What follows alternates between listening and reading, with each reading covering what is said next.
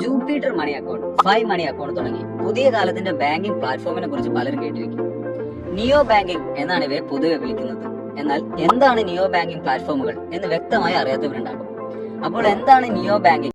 മാറുന്ന കാലത്ത് എല്ലാ സേവനങ്ങളും ടെക്നോളജിയുടെ സഹായത്തോടെയാണ് നടന്നുകൊണ്ടിരിക്കുന്നത്. അതുപോലെ ഫിനാൻസ് സേവനങ്ങൾ അല്ലെങ്കിൽ ബാങ്കിംഗ് സേവനങ്ങൾ ഒരു ടെക്നോളജിക്കൽ പ്ലാറ്റ്ഫോമിലൂടെ ജനങ്ങളിൽ എത്തിക്കുന്ന സംവിധാനമാണ് നിയോ ബാങ്കിംഗ്. അതായത് ഒരു മൊബൈൽ ആപ്പ് ആയിരിക്കും ഇതിൽ നിങ്ങളുടെ ബാങ്ക് എന്നർത്ഥം. ഇവയെ പൊതുവെ ഫിൻടെക് കമ്പനികൾ എന്നാണ് വിളിക്കുന്നത്, അതായത് ഫിനാൻസ് പ്ലസ് ടെക്നോളജി. ഈ നിയോ ബാങ്കിംഗ് പ്ലാറ്റ്ഫോമുകൾക്ക് ഒരു ബാങ്കിംഗ് പാർട്ണർ ഉണ്ടാകും. ഉദാഹരണത്തിന് ഫൈവ് മണി, ജൂപ്പിറ്റർ മണി തുടങ്ങിയ പ്ലാറ്റ്ഫോമുകളുടെ ബാങ്കിംഗ് പാർട്ണർ ഫെഡറൽ ബാങ്ക് ആണ്. ഇതിനു പുറമെ നിയോക്സ്, ഇൻസ്റ്റന്റ് പേ, ഫാം പേ തുടങ്ങി അനവധി നിയോ ബാങ്കിംഗ് പ്ലാറ്റ്ഫോമുകൾ ഇപ്പോൾ നിലവിലുണ്ട്. പലരും ഇവ ഉപയോഗിക്കുന്നുമുണ്ട്. എന്താണ് ആളുകളെ നിയോ ബാങ്കിങ്ങിലേക്ക് ആകർഷിക്കുന്നത്? സർവീസ് ചാർജുകൾ വളരെ കുറവായതാണ് ഒരു പ്രധാന കാരണം.